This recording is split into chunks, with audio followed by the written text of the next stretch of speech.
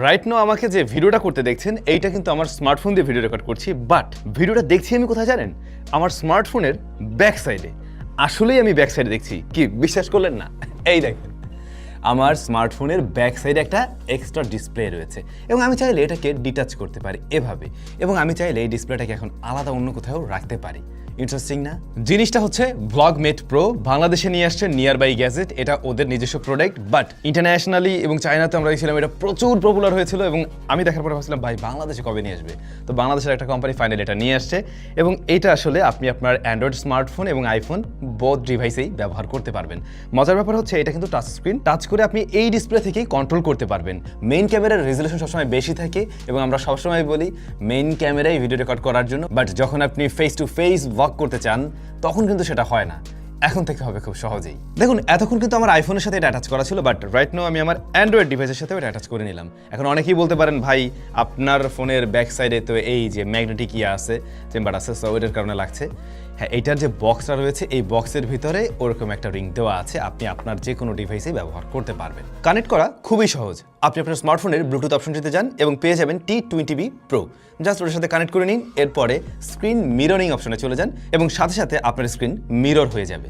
এবারে আপনার স্মার্টফোনের স্ক্রিনে যা দেখা যাবে সবকিছু কিন্তু এই ছোট্ট ডিসপ্লেটাতেও দেখা যাবে। কি ভাবছেন এটা কি স্মার্টফোনের চার্জেই চলবে? না ভাইয়া, এটাতে টাইপ সি পোর্ট রয়েছে, এটাকে চার্জ করতে হয়। এর মাঝে ব্যাটারি রয়েছে 1500 mAh এর, সো ব্যাটারিটাও বেশ বড় সড়ই। এখানে একটা শাটার বাটন রয়েছে, সরাসরি এই বাটনের মাধ্যমে আপনি রেকর্ড বা ছবি তুলতে পারবেন। তাছাড়া স্ক্রিনের রেশিও ঠিক করার জন্য কিন্তু এখানে একটা বাটন রয়েছে, এবং এটাতে ইনবিল্ট স্পিকারও দেওয়া রয়েছে, সো এটা থেকে সাউন্ডও পাওয়া যাবে। বাট সাউন্ড কোয়ালিটি অত বেশি আহামরি না, জাস্ট শোনার কাজই হয়। এবারে অনেকেরই প্রশ্ন থাকবে ভাই এটাতে কোনো ল্যাটেন্সি আছে কিনা, যেহেতু এটা ওয়্যারলেস কানেক্টিভিটির মাধ্যমে কাজ করছে। আমি 4K এর ক্ষেত্রে সামটাইমস ল্যাটেন্সি পেয়েছি, তবে 1080p বা 4K 30fps এর ক্ষেত্রে এই ব্যাপারটা একদমই কম থাকে। আর এই ডিসপ্লেটা একেবারে ছোটও না, কিন্তু 3.97 ইঞ্চ। ব্রাইটনেস ইনডোর এবং আউটডোরের শ্যাডো এরিয়াতে বেশ ভালোই মনে হয়, তবে একদম ডিরেক্ট সানলাইটে আরেকটু ব্রাইটনেস থাকলে সুবিধা হতো।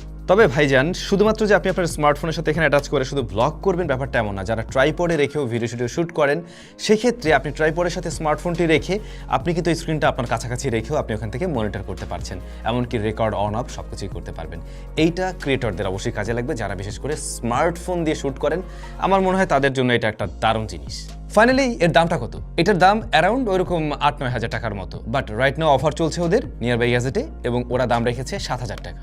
তবে হ্যাঁ, স্যামসাং চ্যানেলের সাবস্ক্রাইবারদের জন্য SAM10 স্পেশাল কুপন রয়েছে, ওইটা ব্যবহার করলে আপনি আরও 10% ডিসকাউন্ট পেয়ে যাবেন।